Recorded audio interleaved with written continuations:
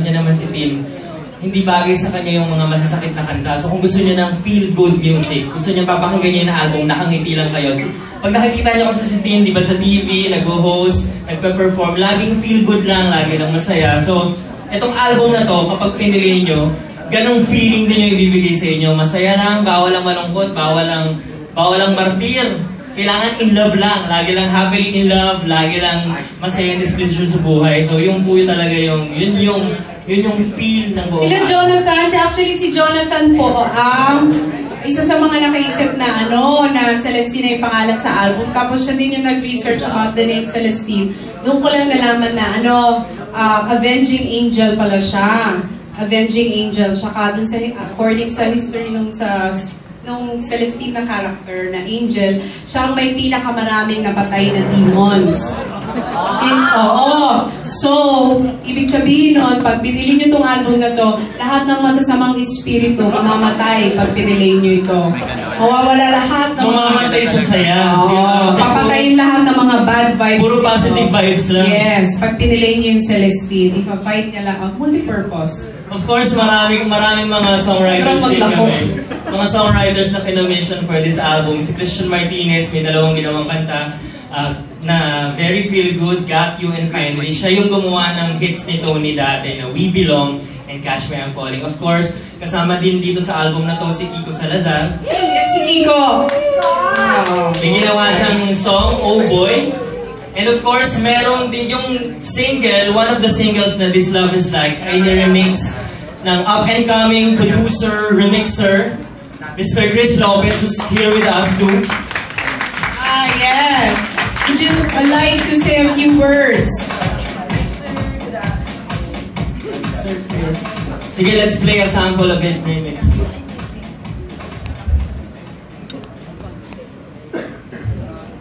First time yung mag-meet kayo? First time ko ma-meet si Chris. Hi, I'm Celestine. Nice to meet you. Nice to meet you. Ayan.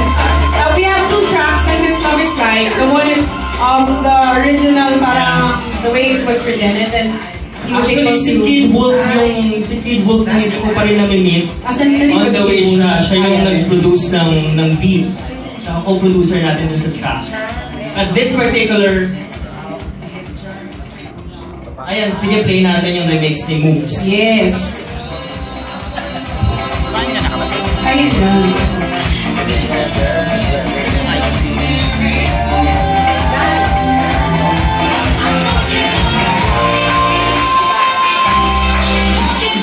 Party. Manay, for you, Manay Essence. I dedicate this remix version for Manay Essence. See, may piano version naman Manay. Naiingayan mo siya. Naiingayan si Manay sa ano ba ito? So kapag may nakita po kayo na Moves, remix by Moves, si Chris Lopez po yung gumawa. Yes. Si Sir Chris na mukha rin celebrity, no? Yeah. Yan. Nakaka-LSS talaga This Love Is Like, no? Talagang, for me, in my own personal opinion, talagang si Tony Gonzaga ang female version ni Gary. Ay! Teka lang naman! Sobra ka. Alam mo, magkape ka. Hindi nyo nga ng kape si Kuya. Huwag kang ganyan. And tsaka dinedicate ni Tony para kay God. Yes. That's one thing that me and Jonathan, we share. We share the same faith. That when we were actually, we talk about a lot. I know, we talk a lot about music and how it's evolving and transforming and how there are a lot of music right now that's playing on the radio and all forms of media. That's really, kasi music really affects a person. It affects the way it affects your living, it affects your personality, whether you like it or not. When you listen to music, you absorb all of it. You don't just get the good and the bad. You take the good and the bad of the music and how it can, in one way or another, leave an impression on you and somehow mold you. May naiiwan eh. So, sabi namin ni Jonathan, yung mga fast songs ngayon, yung mga latest ngayon na mga mabibilis na songs, like, magaganda talaga sila. But yung iba, yung mga meaning nila parang questionable, may mga dark side yung ibang mga kanta. So sabi natin, if they can come up with something like that, siguro tayo din, we can come up with a nice song that has a positive music, positive words, positive meaning. So, yun ang basically Jonathan. Amen to that. Ayun, papastor na kami.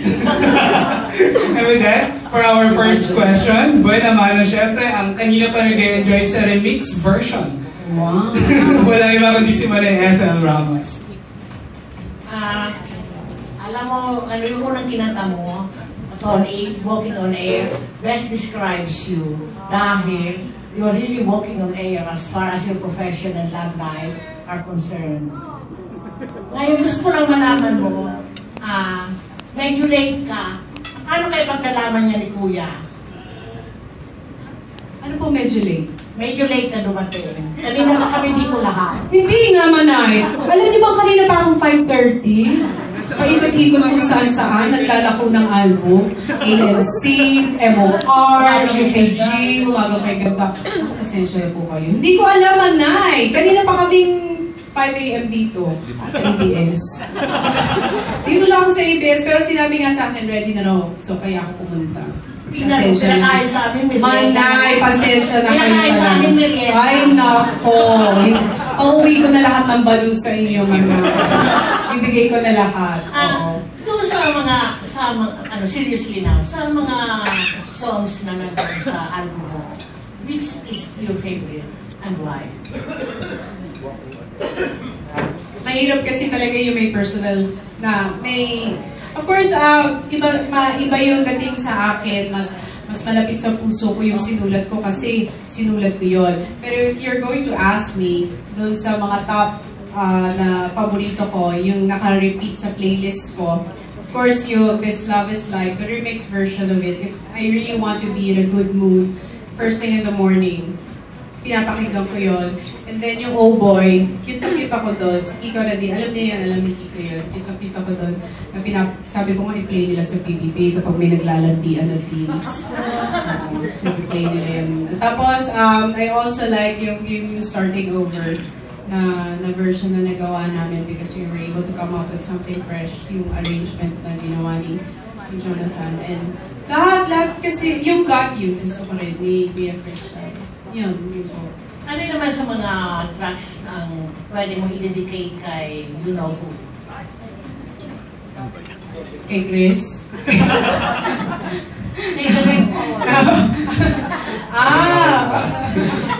Ano ba i-dedicate ko sa kanya? Yung ano siguro, yung mga love song, yung Got You, yung Finally, yun po. Sana gagawa ka ng kantang Waiting for Me. Oh, Waiting for Me. Kasi ito curious ako, Tony. When did you realize that you had a voice and can be a singer? How old were you? Hindi, ano pa yun, Nanay, when I was, ever since I can remember, lagi na ako kumakanta, noong mga 3, 4. Kasi, yung parents ko talaga, my mom and my dad, were both choir members, and then my tita is a conductress sa church namin. So, I grew up din sa mga church, sa mga choir, ganyan. Tapos, I think at the age of 8, sinali na ako sa band ng praise and worship sa church. So I really grew up singing. And then eventually, sabi ko, gusto ko i-pursue yung singing. I started looking for different auditions here in Metro Manila kasi I'm from small town in Taytay. And I started auditioning sa iba't ibang singing competition, sa mga noontime shows, ayan. So minsan nakukuha, minsan na hindi, tapos nananalo, tapos matatalo. Pinakamalaki ko ng competition na nasalihan was the Metro Pop Star Search. Yung for singing, hindi yung composing, yung for singers, that was 1997. And then, well, I was able to make it to the top 13, pero hindi tayo pinalad-manalo na. I was the youngest contestant at that time. Yun yung batch nila, Kyla, yung first ever. Tapos, since walang nangyari sa akin at that time, nag-lounge ako for almost like 3 years. Nag-lounge ako sa different hotels. And I really wanted to pursue singing. And I don't know, nung nagbukas yung commercial na I Love You Piolo, nalinya ako sa hosting when the noontime show with Bulaga got me. Tapos, yun, medyo nag-concentrate lang na konti sa hosting because I was, parang kinuha na ABS to do What's Up. Tapos, nag-movie. And then, nung medyo nakilala na ng konti, nagkaroon na ng konting boses na sa management, sabi ko, marunong din po akong kumanta. So, sabi ko, nakakakanta din po ako. So, yun, napapakanta sa ASAP. Until 2005, they entrusted me with my first album. So, yun, parang yun naging history ng singing career. Parang wala sa iyong vocabulary ang salitang pahinga.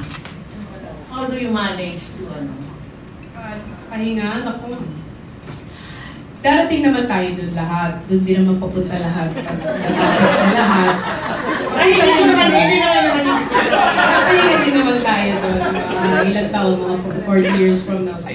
Ayun, mamamahinga na rin ako. Nakapagod. 30 years na akong puyat manay.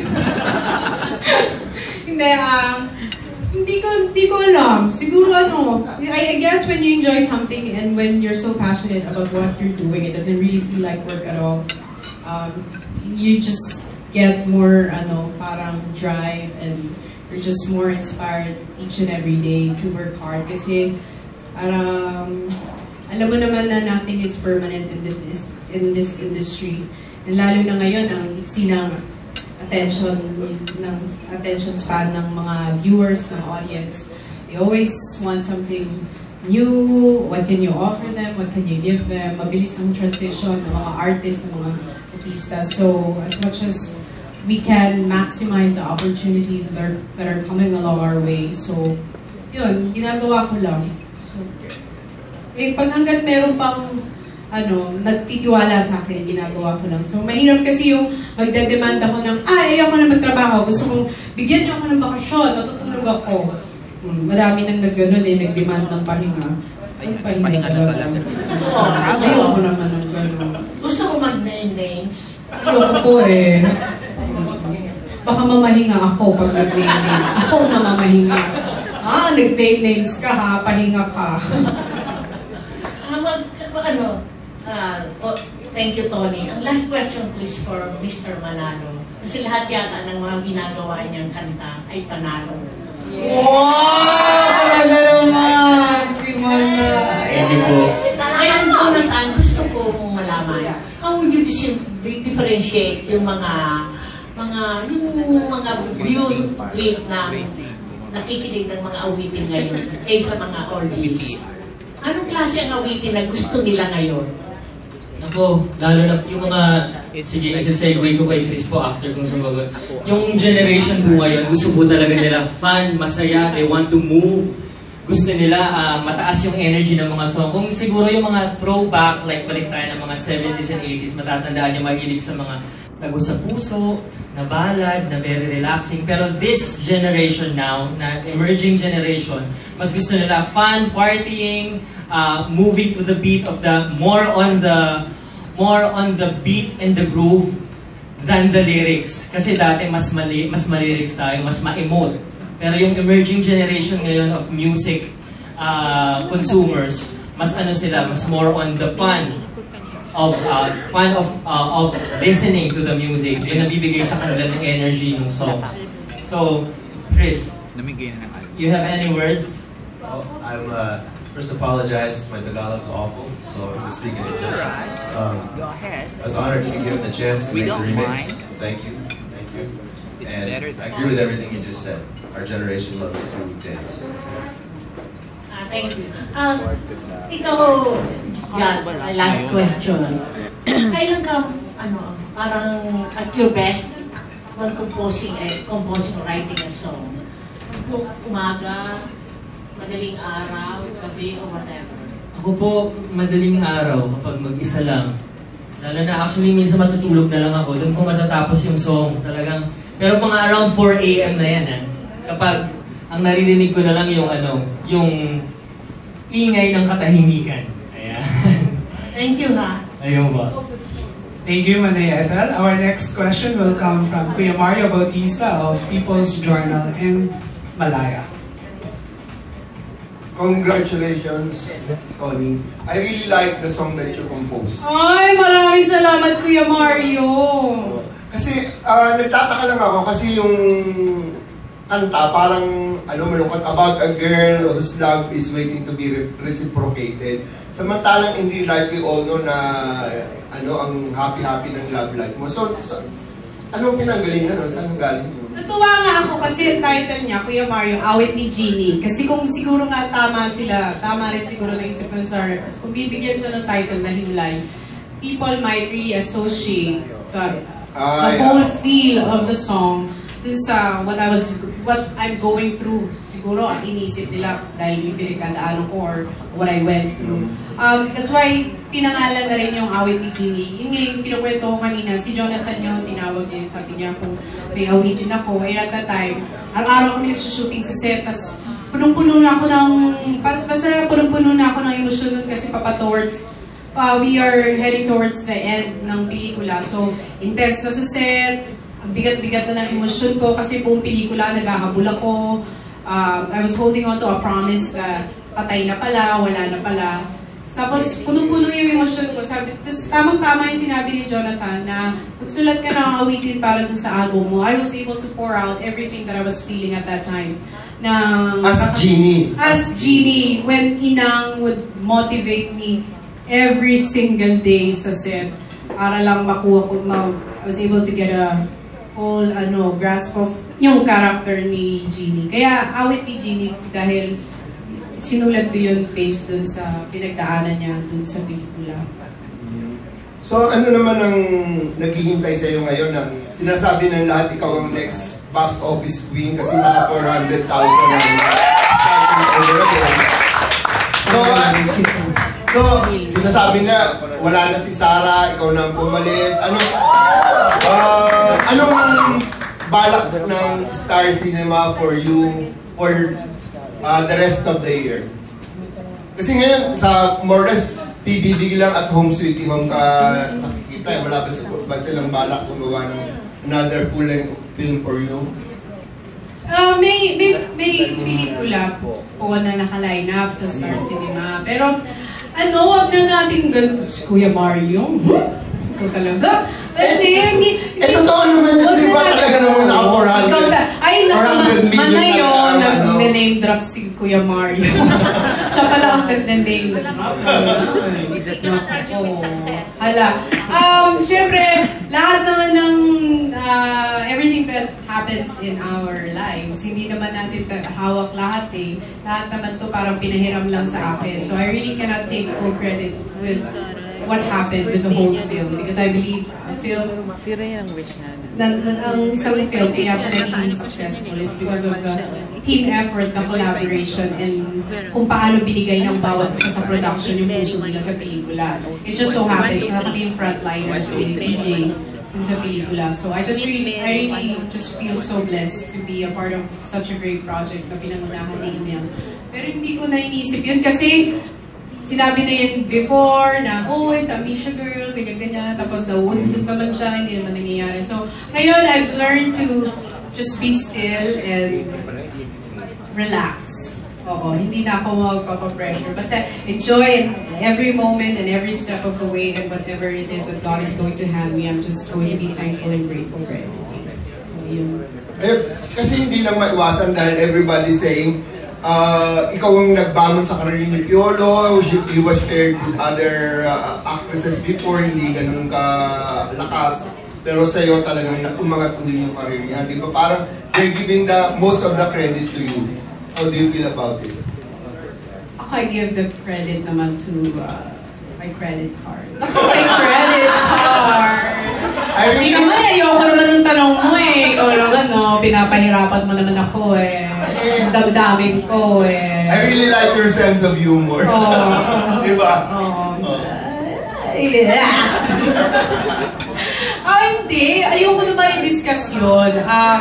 Like what I said kanina, I'm also thankful actually. I think part of the reason why I was able to come up and also finish the song Genies, siguro dahil na rin sa tulong ni PJ. Kung hindi niya ako kinargahan ng gano'n sa pelikula, hindi ko mararamdaman yung sakit saka yung emosyon na naisulat ko dun sa song. So in a way, I think he's also a part of that song. He's one of the inspiration. So, in the meantime, hindi ka na rin gagawa muna ng teleserye. Talagang sitcom ka na lang muna. Hindi talaga ako nagtiteleserye, Kuya Mario. So, yeah, a long time ago, I remember. Yeah, diba? Wala akong, hindi ako nagsusoap sa ABS kasi ever since I started,